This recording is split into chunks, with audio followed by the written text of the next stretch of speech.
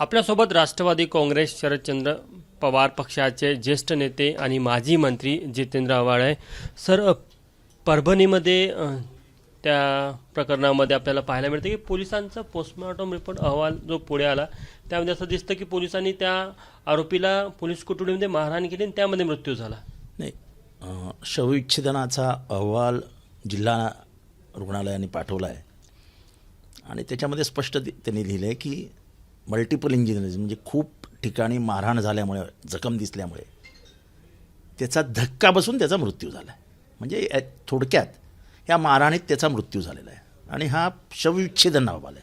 हे काय मी सांगतोय, माझं काय राजकीय वैर आहे वगैरे काय नाही. जे डॉक्टरांना दिसलं त्यांनी शवविच्छेदनाचा अहवाल देऊन ते सांगितलं.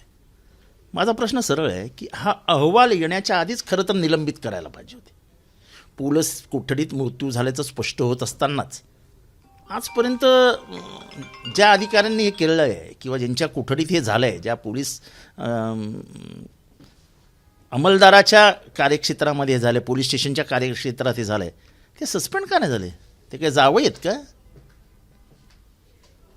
एका विधी शाखेमधला म्हणजे लॉ स्टुडंटला केवळ तो एक कार्यकर्ता आहे, तो पण बहुजन समाजाचा कार्यकर्ता आहे म्हणून त्याला उचलून मारायचं.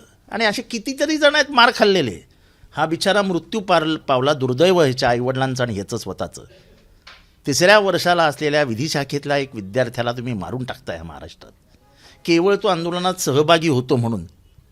आंदोलन तर महाराष्ट्राचा आत्मा आहे.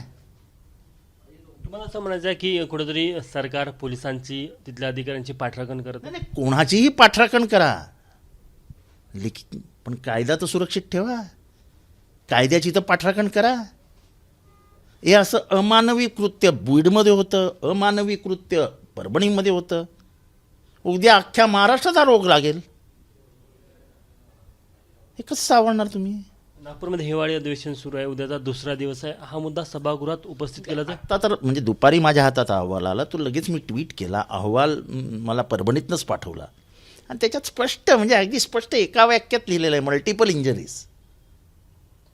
पोलीस कोठडीतच झाल्या याबद्दल क्वेश्चन मार्क केलं जातं. मग कुठे होणार?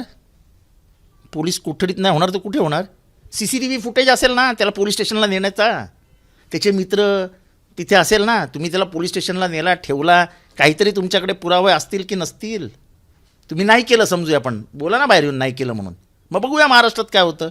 आता पुढची मागणी काय तुमची? त्या अधीक्षकाला पहिल्यांदा हाकला तिथनं. तो जो ठाणे अंमलदार आहे त्याला सस्पेंड करा. त्या संपूर्ण पोलीस स्टेशनमध्ये जेव्हा हा गेल्यानंतर जे जे काय झालं, जेव्हा जे पोलीस ऑफिसर्स होते तिथे घरी पाठवा त्यांना. कोणाचा जीव एवढा स्वस्त नाही, फुकटात नाही आलाय जीव तुमच्याकडे. तुम्ही मालक नाही महाराष्ट्राचे, तुम्ही मालक नाही कुठल्या जीवाचे. काल मुख्यमंत्री बोलले होते की या प्रकरणामध्ये जे कोणी दोषी असेल, म्हणजे दंगलच्या प्रकरणात, ते कधी आता दोषी म्हणजे काय, आता शवविच्छेदनाचा अहवाल आला ना, मग त्याला काय रस्त्यावर मारला का कोणी? मल्टिपल इंजिनिअरिंग रस्त्यावर झोडपला का कोणी? मग कोण आहे? मग कोणी झोडपला त्याला अटक करा. आपण समजूया, चला नाही मारला त्याला, मग कोणी मारला त्याला एवढा बेदम? उद्या सभागृहात हा प्रश्न सभागृहात तर घेऊच. हा जेव्हा मी संध्याकाळी दुपारी 4 वाजल्यापासून ह्याच्या मागे लागलो आहे, ह्याचा अर्थ सकाळी 10 वाजल्यापासून मी सभागृहाच्या दिशेने जाईनच. प्रश्न तो नाही. संवेदनशील महाराष्ट्रामध्ये आपण समजूया एक संवेदनशील मुख्यमंत्री आलेले आहेत आणि ज्या राज्याचे गृहमंत्री देखील आहेत, त्यांच्या संवेदनशीलतेवरती प्रश्नचिन्ह उभा राहील. संवेदना संपल्यात का महाराष्ट्रातल्या? काल मुख्यमंत्री असे देखील बोलले की एखाद्या का मनोरुग्णाने जर ते कृत्य केलं असेल तर आंदोलकांनी देखील तशी भूमिका घ्यायला नको होती. हे बघा, मनोरुग्णाने कृत्य केलं नाही केलं ते सोडून द्या, तो एक वेगळा विषय झाला. एखाद्या कार्यकर्त्याला पोलीस कोठडीत घेऊन मारायचा, मृत्यू होईपर्यंत मारायचा, ह्याचं समर्थन करतायत का कोणी? मुख्यमंत्री समर्थन करणार आहेत का त्याचं? की तुम्ही आंदोलन का केलं म्हणून? आंदोलन हा आमचा जन्मसिद्ध अधिकार आहे. हा देश आंदोलनामुळे तर स्वातंत्र्य मिळालं या देशाला. आणि तेव्हाही ब्रिटिशांच्या लाठ्याकाठ्या खाल्ल्यात. लाला लजपतराय लाठ्याकाठ्यांमध्येच मेले. जवाहरलाल नेहरू यांची आई ही देखील लाठाकाठ्यांमुळेच मेली. मोतीलाल नेहरू यांची पत्नी ह्या लाला लजपत राय यांच्याबरोबर त्या जलियांवाला बागेच्या आंदोलनात होत्या आणि तिथेच त्यांना लाठाकाठ्यांचा हे पडला आणि त्या मृत्युमुखी पडल्या. सरकारकडनं कुठेतरी हे प्रकरण दडपण्याचा प्रयत्न होता असं वाटतं. सरकारकडनं काय केलं जाते ते दिसतंय समोर आहे. आता शवविच्छेदनाचा अहवाल आल्यानंतर तरी सरकारने जागे व्हायला हवं. तुम्ही भेट देणार परभणीला? हो, आम्ही जाणार परभणीला. कधी जात आहे? आम्ही परवा सकाळी परभणीला जाणार आहोत. काय मागणी राहणार? विजय वडेट्टीवार असणार आहेत. अजून आमच्याबरोबर दानवे साहेब असणार आहेत, अंबादास दानवे साहेब. आम्ही सगळे जाणार आहोत. विरोधी पक्ष तिथे जाऊन भेटेल. विरोधी पक्षाची लोक बीडला पण जाणार आहेत. हे असं अमानवी जंगलराज जर सुरू होणार असेल तर ते पुढे वणवा पसरण्याच्या आधीच रोखण्याचा प्रयत्न केला पाहिजे आणि तो आम्ही करणार.